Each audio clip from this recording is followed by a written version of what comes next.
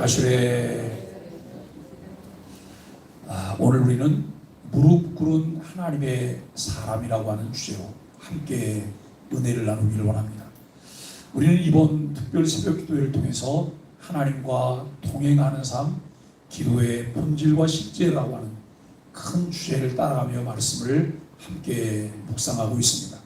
월요일 새벽에는 기도가 하나님께 드리는 영혼의 숨결이다 라고 하는 것을 함께 살펴봤고, 화요일은 한날을 통해서 마음을 쏟아 부을 때 부어지는 평강을 함께 나눴습니다. 어제 새벽에는 다윗의 시편 51편을 통해서 하나님 마음에 합한 회개의 기도를 보았습니다. 오늘은 네 번째 시간으로 무릎 꿇은 하나님의 사람이라고 하는 주제를 나누게 됩니다. 기도는 평안할 때만 필요한 것이 아닙니다. 오히려 가장 큰 위기와 시험의 순간에 기도의 참된 힘이 드러난다는 거예요.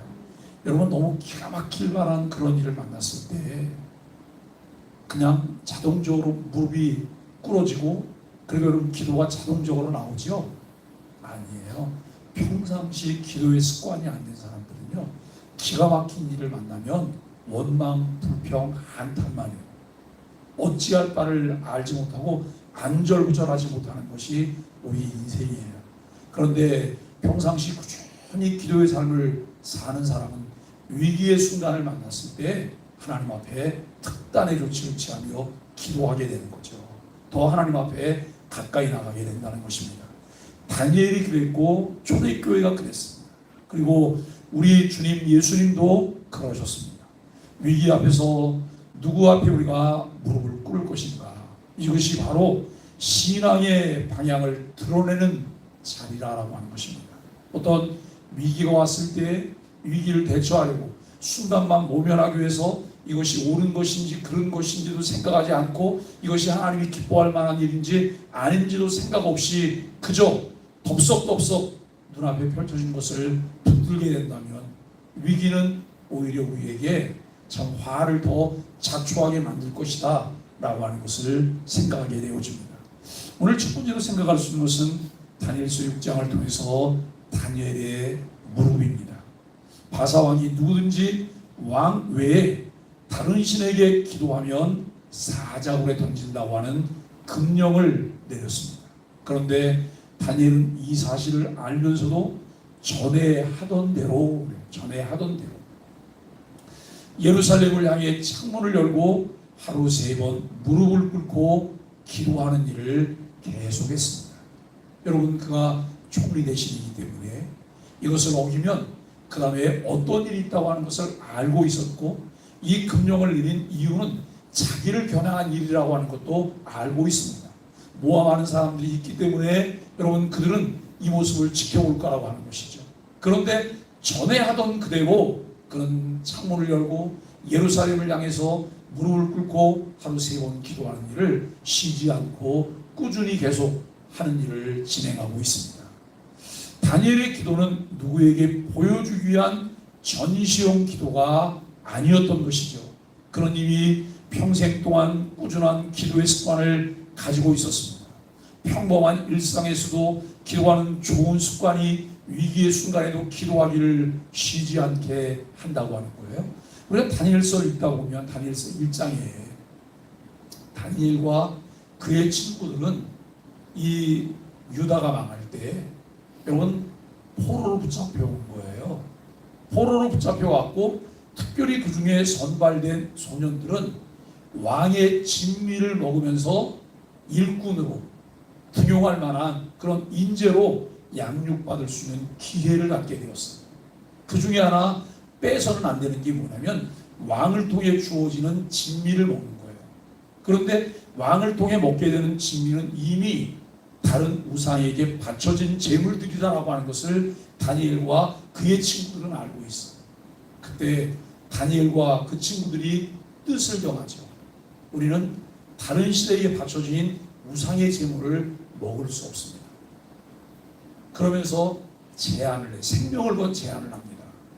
열흘 동안 시험해 보아서 우리는 채식을 열흘 동안 할 건데 왕의 진미를 먹는 다른 친구들과 우리를 비교해 와서 우리 얼굴이 초췌하다면, 우리가 더 초라해졌다면 처분되어 하십시오. 여러분, 그렇게 제안을 해요. 생명을 건 일이죠. 이미 여호와 하나님을 경외할 뿐만 아니라 하나님께서 함께 하실 것이라고 하는 확실한 믿음이 그에게 있었다는 거예요. 그리고 여러분, 그런 상황이 그들에게 전개될 때 그들은 언제든지 하나님을 의지하고 하나님을 바라보며 기도하는 삶의 자세를 가졌다는 거예요. 그냥 눈만 한번 찔끔 감고 시키는 대로 하면 출세가도를 달리게 되는 거예요. 그럼에도 불구하고 그들에게 더 가치 있는 것은 신앙이었어요. 더 가치 있는 결정을 위해서 그들이 결단하는 모습을 보게 돼요. 또 여러분, 다니엘서 3장에서 우리가 함께 볼 수 있는 것이 무엇입니까?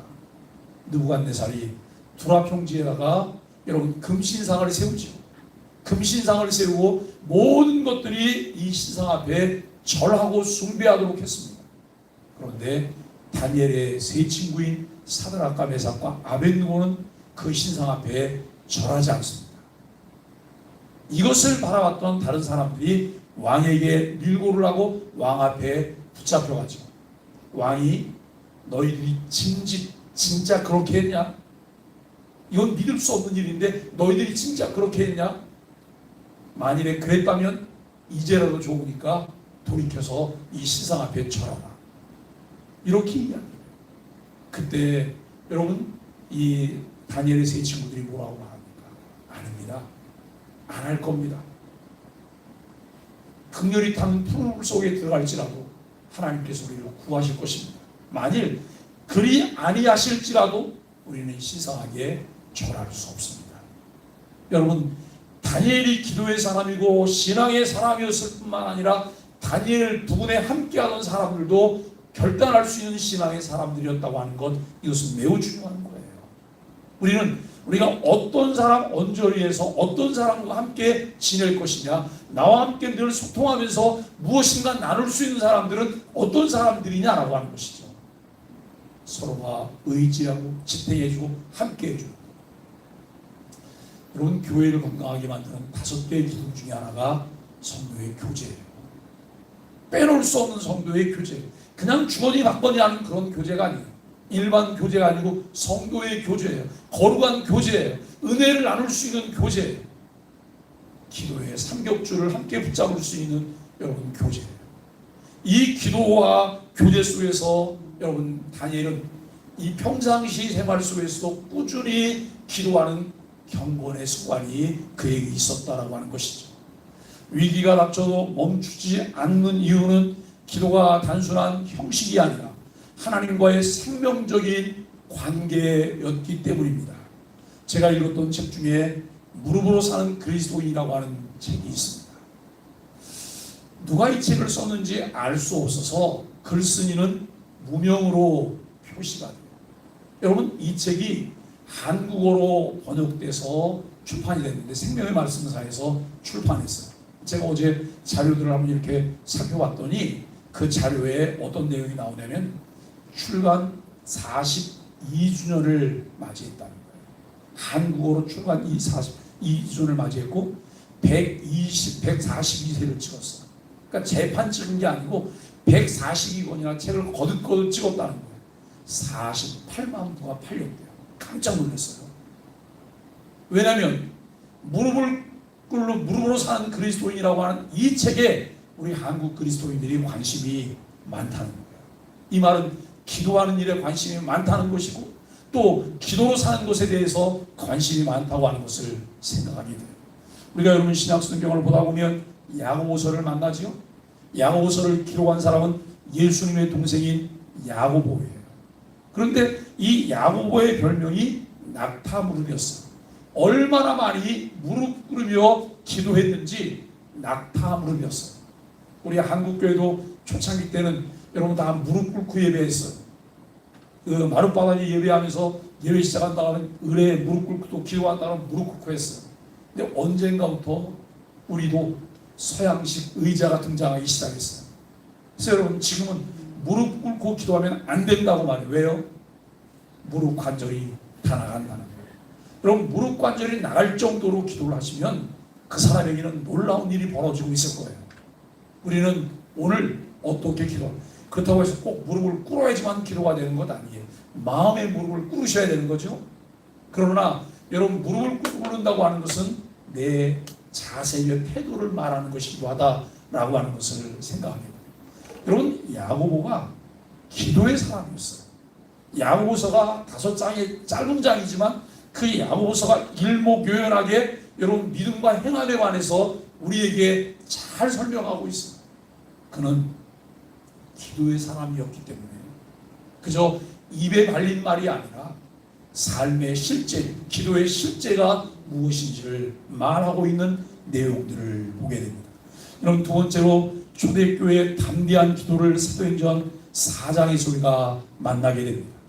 아직 모든 상황들이 불안정하기 때문에 사도들이 복음을 전하면 박해가 있었고 또 사도들이 복음을 전하다가 감옥에 갇혔다가 풀려난 직후입니다.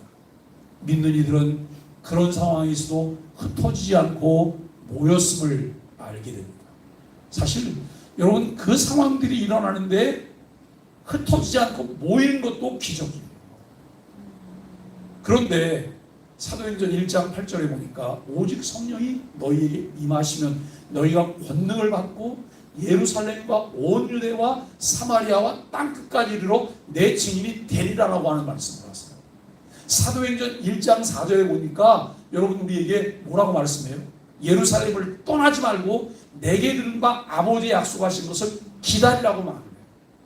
그런데 여러분 1장 8절은 성령의 권능을 받으면 뭘 하라는 거예요?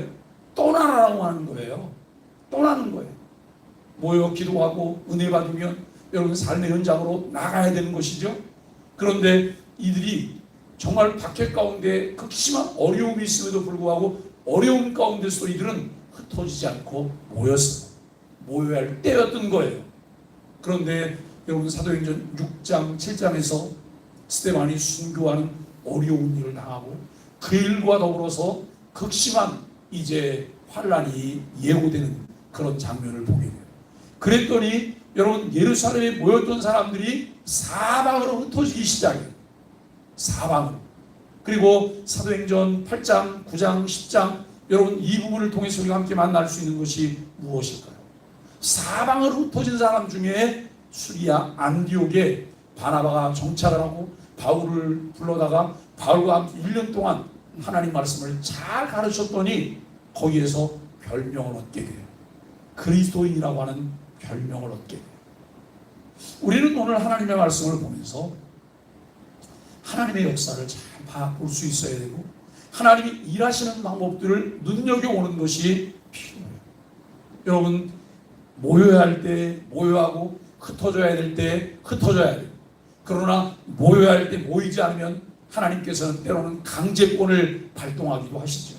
또 흩어져야 되지 않고 거기 안주하려고 하면 하나님께서는 또 강제권을 발동하셔서 흩어지게 하시는 이런 일도 진행하신다고 하는 것을 보게 됩니다.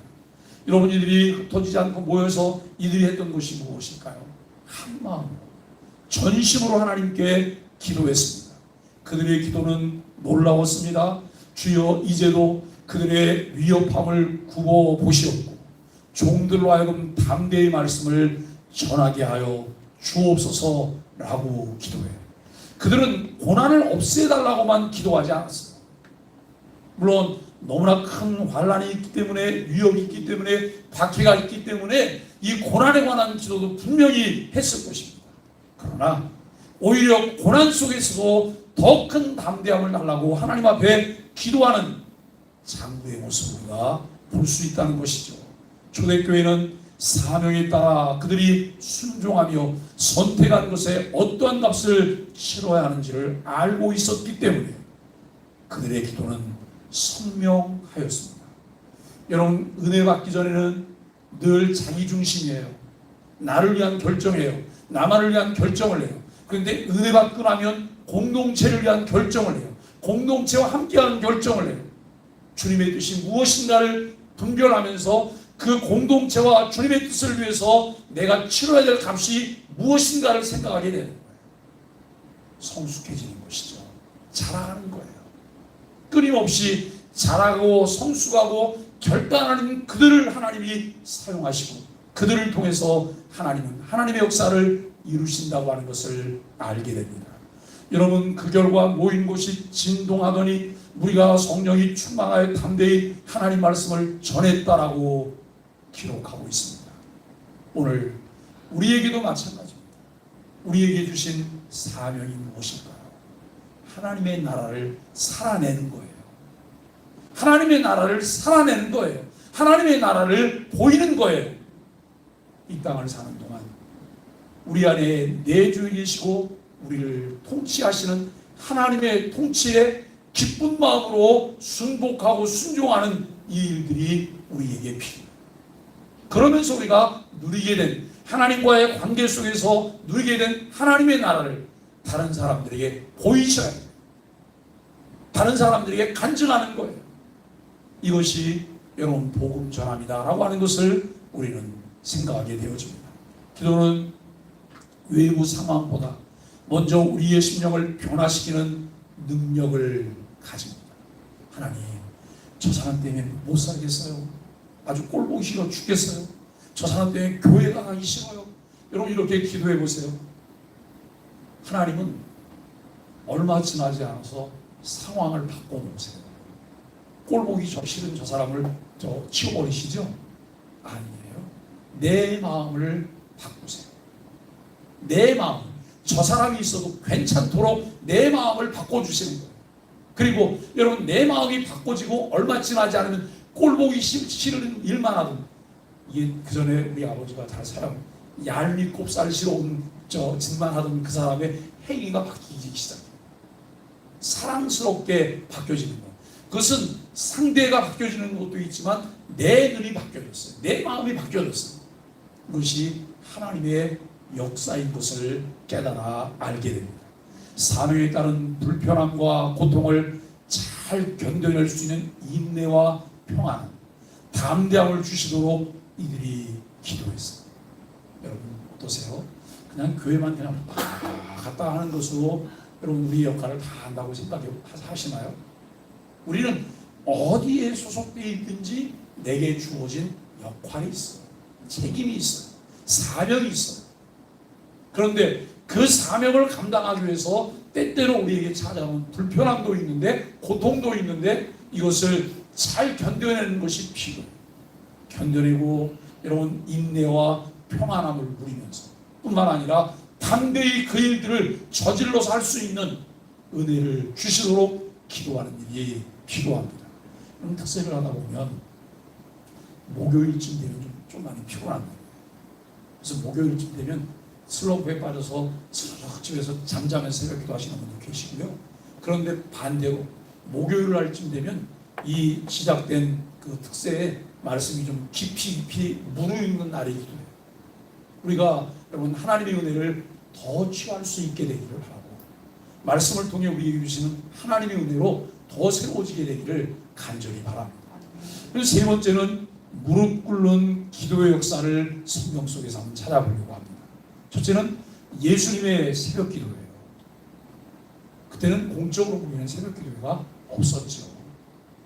마가복음 1장 35절에 보니까 새벽 아직도 밝기 전에 예수께서 일어나가 한적한 곳으로 가서 거기서 기도하시더니 우리가 여러분 다른 번역 성경을 보면 새벽 오히려 미명에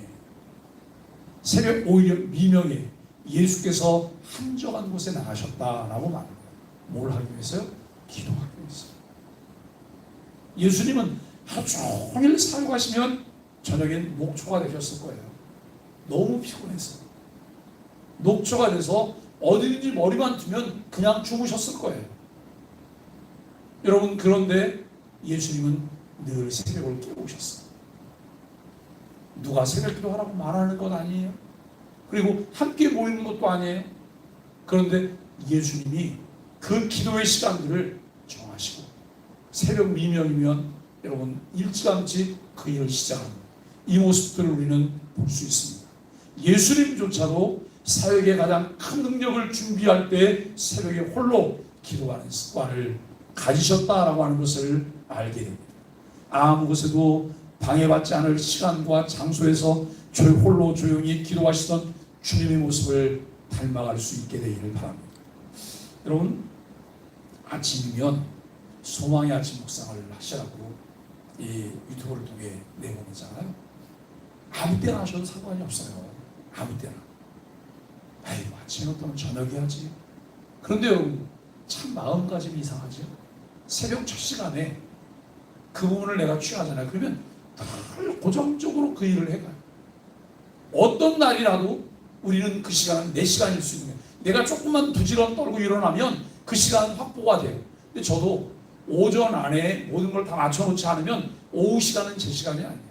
누가 오는지 무슨 일이 벌어질지 알 수가 없어요. 그래서 이런 묵상도 아침 일찍 다 그것을 영상까지 찍어서 마무리하려고 애를 써요. 우리가 마음을 정하고 말씀을 묵상하고 말씀에서 정리된 기도문을 보면서 왜 이런 기도를 하게 될까라고 하는 것을 생각하고 우리의 기도의 지평을 넓히는 거예요. 여러분, 그렇지 않고 기도하잖아요. 그러면 매일매일 뱅뱅 도는 그 언저리의 기도를 하게 돼요. 점점 기도의 지평이 넓어지고 깊어지는 그 은혜가 우리에게 있기를 바랍니다. 예수님은 무리의 박수갈채보다 아버지의 음성을 듣는 시간을 더 소중히 여기셨음을 알게 됩니다. 우리가 여러분 하나님과 함께 대면하고 하나님과 함께 교제하고 교통하는 이것이 사역의 시작이며 사역의 여러분 결과를 만들어내는 것이다 라고 하는 것을 생각하게 됩니다. 여러분, 두 번째는 예수님의 겟세마네 기도입니다. 십자가라고 하는 가장 큰 고난 앞에서 주님은 나의 원대로 마옵시고 아버지의 뜻대로 되기를 원하나이다 라고 기도하셨어요. 참 사람이신 인성을 가지신 예수님, 그 인성이신 예수님께서 겪어야 될 고초에 관한 것을 그대로 하나님 앞에 다 토로하시죠. 이 자리 내게서 지나가게 하옵소서. 할만하시거든 이 자리 내게서 지나가게 하옵소서. 아버지여, 내가 지금 고민하여 죽게 됐어요 라고 하는 말도 예수님이 거침없이 다 표현하세요. 그러나 예수님은 나의 원대로 마옵시고 아버지의 뜻대로 되기를 원하나이다 라고 기도하셨음을 알게 됩니다. 땀이 피가 되기까지 무릎을 꿇고 기도하심으로 인간의 연약함 속에서도 아버지의 뜻을 붙드셨습니다. 예수님이 이렇게 새벽마다 이런 무릎 꿇고 기도했으니까 예수님은 무릎 관절이 온전하지 않았을 거다라고 얘기하는 사람도 있어요. 그랬더니 어떤 사람이 옆에서 이렇게 말을 해요. 예수님 젊었잖아. 예수님 33세까지 밖에 안 살았는데 무슨 무릎 관절이 문제가 있었겠어. 여러분, 그렇게 말하는 사람도 있어요.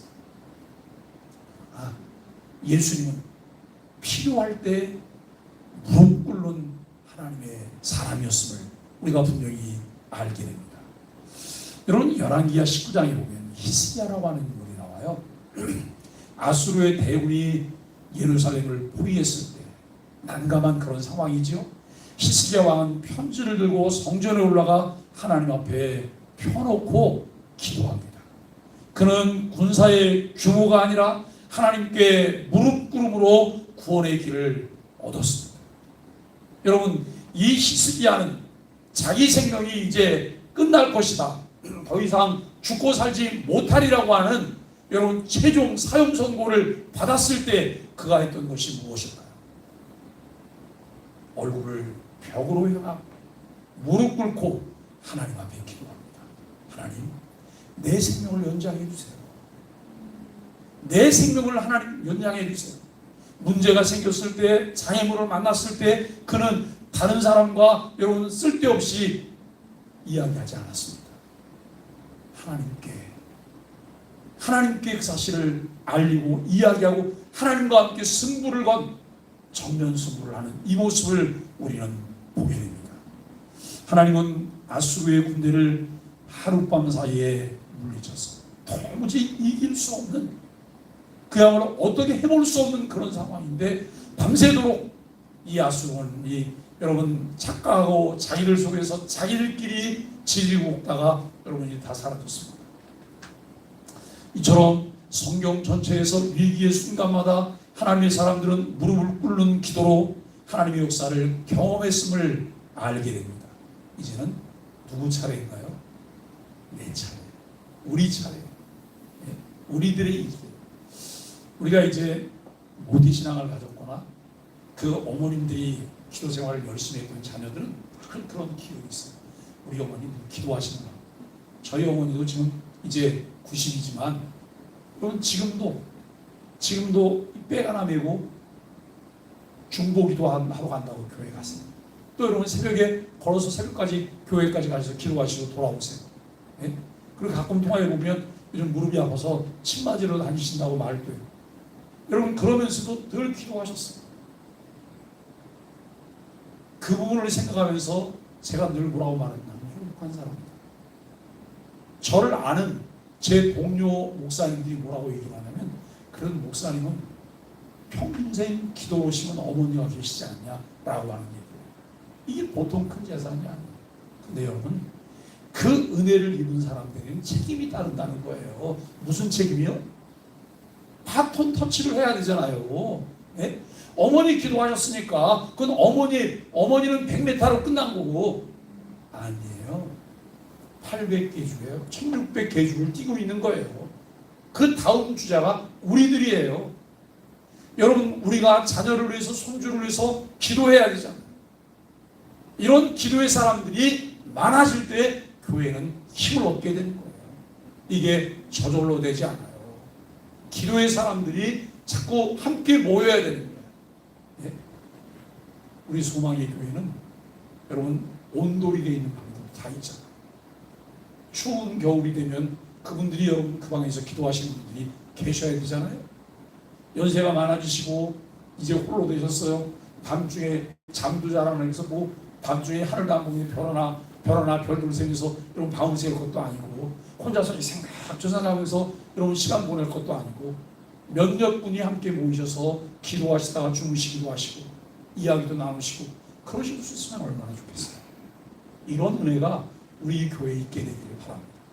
아마 정말 그렇게 기도하는 기독분들이 없는 아주 특별한 교회 중에 한 교회가 우리 교회일 거예요. 네? 벌써 우리 교회가 이번 여러분 10월 달이면 37주년을 맞이하거든요. 37주년 역사가 있다 그러면 그 안에 기도하는 사람도 많이 지나갔고 현재 기도하는 사람도 많아야지 정상인 거예요. 근데 그게 없잖아요. 이 일을 우리가 함께 새롭게 시작하는 은혜가 있게 되기를 간절히 바랍니다. 하나님은 그의 사랑하는 자녀들에게 기도의 특권을 주셨어요. 기도의 풍성한 삶을 살도록 요청하고 계십니다. 말씀 묵상과 함께 바른 기도의 삶, 지속적이며 습관이 된 기도의 삶을 살아가는 우리 소망의 가족들이 되어야 합니다. 네 번째는 무릎 꿇는 기도의 의미는 무엇일까라고 하는 것입니다. 평소 습관이 이 위기를 이기게 돼요. 다니엘이 위기 때도 흔들리지 않았던 이유는 이미 평소에 기도의 리듬이 그에게 있었기 때문에 그렇다는 거예요. 여러분 춤추는 원숭이를 아시죠? 춤추는 원숭이. 썩고 사는 사람이 이런 원숭이를 데려다가 사람들 앞에 놓고 이렇게 이제 구경을 시켜요. 그리고 돈 받아요. 근데 이 원숭이는 처음부터 이렇게 춤을 췄을까요? 고도로 훈련에 의해서 원숭이가 춤을 추는데요. 원숭이 춤을 추게 할 때는 어떻게 하는지 아세요? 원판, 따뜻한 원판 위에 원숭이를 해서 처음엔 따뜻하지도 않지 그냥 평범한 거예요. 그래서 돌을 살살 떼요. 그러면 여러분 원숭이가 뜨거우니까 한 발로 이렇게 움직이는 거예요. 그리고 그걸 움직일 때 동시에 음악을 틀어놔요. 음악을 틀어놓고 계속 이걸 반복하게 해요.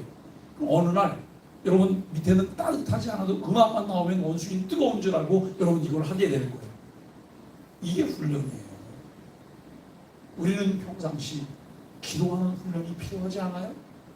하나님을 의지하고 하나님을 바라보는 훈련이 우리에게 필요하지 않습니까? 여러분 우리가 처음에는 나만의 개인 기도예요. 그런데 점점 다른 이들과 함께 합심해서 기도하는 여러분 기도로 나아가는 일들이 필요해요. 기도의 동역자를 구하셔야 돼요.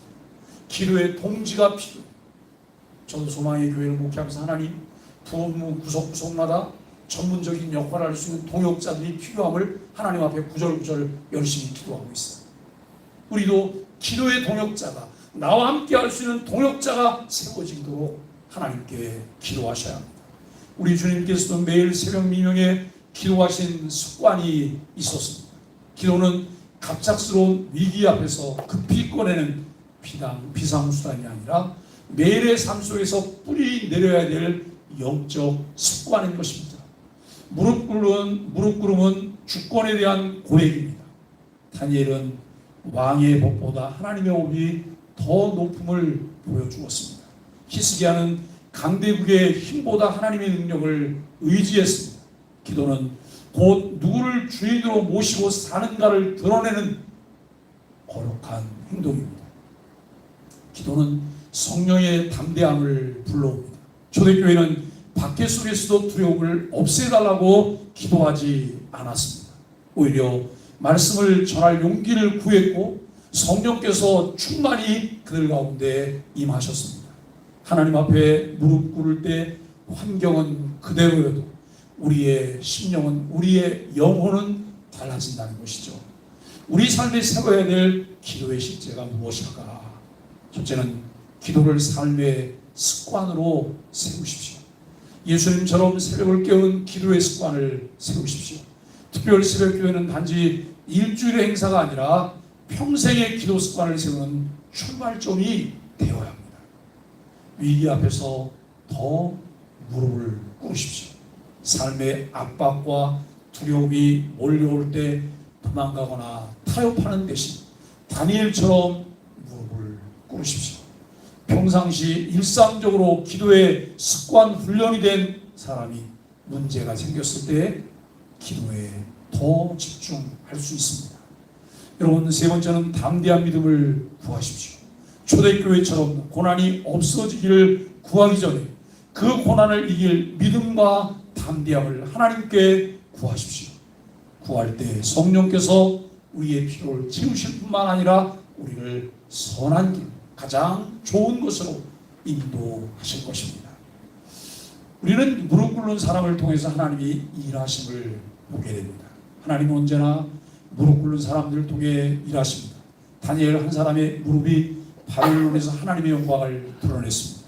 히스기야의 기도가 나라를 구했습니다. 초대교회의 무릎은 복음을 세상 끝까지 전하는 불길을 일으켰음을 알게 됩니다. 이번 특별 새벽 기도에서 우리가 함께 무릎 꿇어 기도할 때 하나님은 분명히 우리 가정을 살리시고 교회를 세우시며 우리 민족 가운데 당신의 뜻을 이루실 것입니다. 사랑하는 소망의 가족 여러분, 예수님도 새벽 미명에 아버지 앞에 무릎을 꿇고 기도하셨습니다. 다니엘도 히스기야도 초대교회도 우리도 위기의 순간에 하나님 앞에 무릎을 꿇었습니다. 오늘 우리에게 필요한 것은 세상 앞에 무릎 꿇지 않고 하나님 앞에 무릎 꿇는 믿음입니다. 이번 특세가 기도의 무릎을 새롭게 하는 시간이 될 뿐만 아니라 일평생 주와 동행하는 기도의 사람으로 살아가는 소망의 한목들이 되시기를 예수 그리스도 이름으로 간절히 축복합니다. 우리 함께 소망의 아침 기도를 드립니다. 주님,